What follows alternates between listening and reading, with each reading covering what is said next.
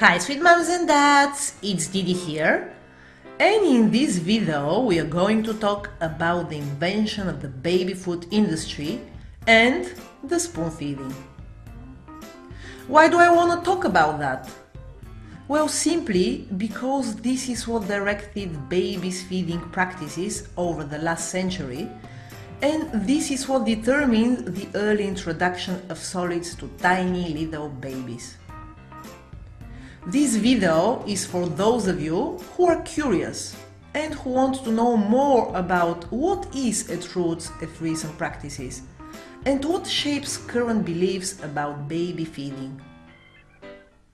As you know by now, the best time to start our little angels on solid food is when they are about 6 months old, because this gives enough time for their digestive system to mature.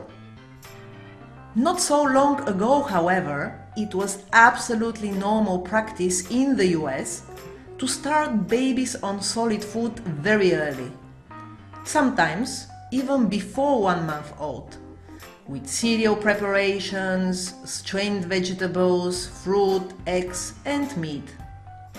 In the most extreme practice of early baby feeding by a doctor in Miami, Dr. Walter Sackett Jr., he was giving cereals to babies at 2-3 days, vegetables at 10 days, and strained meat at 14 days. He even published a book in 1962 where he shared in great detail how mothers can duplicate his method of baby feeding. Unbelievable, huh? Well, he certainly got quite a lot of followers at the time. And while this extreme practice had been abandoned in the USA, in the years after the Second World War, it was still common to give solid foods to infants before 3 months of age. In fact, the normal starting age was between 4 and 6 weeks. As crazy as it sounds, this was the practice recommended by 66% of doctors, according to a 1954 national survey. 90% of them recommended solids before 3 months, and 59% of the doctors reported that they had encountered insistence from mothers for the early start of solids. How does this happen? What factors contributed to this early introduction of solid foods? For the answers, we are going to turn to the historians.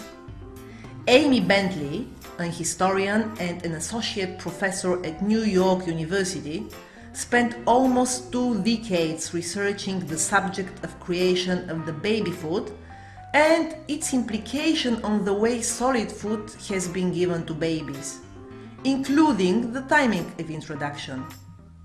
In her book, Inventing Baby Food, Taste, Health and the Industrialization of the American Diet, Amy traces the history of the business and science of baby food and explores what have shaped the childhood nutrition. In the space of a few decades, from the late 19th to the mid-20th centuries, mainstream advice regarding baby feeding has changed drastically, from near exclusive consumption of breast milk and the introduction of solids later in the baby's first year, to bottle feeding and the introduction of solids at 6 weeks after birth or even earlier. The creation and marketing of Gerber baby food helped spur the introduction of solid foods at earlier age. In the United States, prior to the 1880s, baby food didn't really exist. There was a category of soft foods that were seen as appropriate for babies, but also for invalids and sick people. However, babies were not given these foods until about 9-12 months of age. Those foods tended to primarily be wheat, gruel or beef broth, and fine bits of minced beef. It was not really recommended that babies be fed fruit and vegetables until about 2 years of age. Can you imagine? Why? Because there was a general distrust of fruit and vegetables left over from the previous centuries. These all changed. It changed in the early 90s when vitamins were discovered. And fruit and vegetables were seen to have real important value for nutrition. The discovery of vitamins' importance created a paradigm shift for the medical community and framed the formation of new beliefs around baby feeding. By the 1920s, infant feeding advice and practice had begun to change noticeably. There was an increased use of milk-based formulas, and fruits and vegetables started playing a larger role. In the 1920s, the first one who created baby food in a can on a large scale was a man named Harold Clapp in Rochester, New York. He had a sick child and made a vegetable soup. His child got better and people asked for his recipe. There was a canning facility in his town, and so he hooked up with them and created Clapp's baby food. Gerber was getting going also in the 1920s. There were a fruit and vegetable canning facility in Michigan. These canners, who were already canning fruit and vegetables, switched to producing pureed fruit and vegetables and then marketed it specifically as baby food. Canned food was becoming more and more affordable and familiar to more Americans. At that time, in the early 20th century, many women were following the advice of both their doctors and child care manuals and waiting until their infants were at least 6 months or older to introduce solid food. A 1933 study revealed that the average age at which solids were introduced included cereal at 7.5 months, vegetable at 9.4 months, fruit at 8.1 months, eggs at 10 months, meat at 11.6 months, and fish at 12.1 months. So, in the early 1920s, there was not still a rush to the introduction of solids. By the late 1930s, though, the advice and practice were changing. Why? Mainly because of the rapid growth and success of industrially processed baby food. The baby food was very popular right from the beginning, mainly because of convenience. Women were very interested in it. It's one less job that they have to do. It gave them some flexibility and was seen as scientific and modern, as opposed to the liquid formula and breastfeeding. Breastfeeding was characterized as primitive and uncivilized in the mid-20th century. There was also no scientific evidence at this time against feeding young babies solid food. Those studies came later. Advertisers and manufacturers were eager to have mothers introduce foods at younger ages so that they can increase profits. From the late 1920s well into the 1930s, Gerber placed full-page advertisements in each monthly issue of the Journal of the American Dietetic Association, aiming to promote baby food as scientifically prepared, vitamin-laden, healthy and wholesome foods for infants.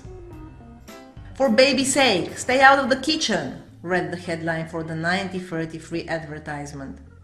"It isn't fair to baby really to spend hours in the kitchen." The ads argued that women could not provide the same quality of food for their babies, no matter how hard they tried. You can't, with ordinary home equipment, prepare vegetables as safe, as rich in natural food values, as reliably uniform and as ready to serve as Gerber products, ads would say. The ads focused on mobility and freedom, and even on woman's relationship with her husband. I mean, exchange a charming life for a tired mother who spends endless hours in the kitchen scrapping, stewing and straining vegetables. The specific ad copy and photos used for the ads encouraged the notion that infants under 4 months needed solid food. Following these adverts, it is not surprising that in the post-World War II years, there was a dramatic acceleration of feeding solids to babies at ever earlier ages. The profits, of course, went out through the roof. Just to illustrate with numbers, in 1930, Gerber produced 0.84 million cans of baby food. By 1931, the number has risen to 1.3 million, and 1 year later had jumped to 2.3 million. And between 1949 and 1951, the demand for baby food tripled. By 1952, it was already a $200 million business. What a growth! The reason for the success? Convenience, health and well-being, and modernization. Feeding babies was now convenient and easy, made parents feel modern, and convinced that the solid food was important for their baby's health. All these alongside the massive production and modernization of America. In 1948, baby food was the most commonly purchased processed item in the large American cities. This has changed the world of the grocery stores. Manufacturers illustrated to grocers that customers who purchased baby food spend the most dollars per visit and bought more expensive items as well. Sales reps persuaded grocers to devote entire departments to baby food. New moms received a congratulation letter when they had babies, along with coupons for free baby food. The baby food producers hired dietitians to tell health professionals and moms about how babies can benefit from eating solid food. Doctors were especially targeted.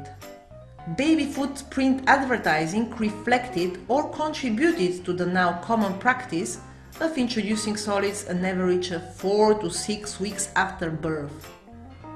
A 1950 series of Gerber ads in women's and parenting magazines featured small infants posed lying with heads rotated towards the camera, obviously too small to even sit up.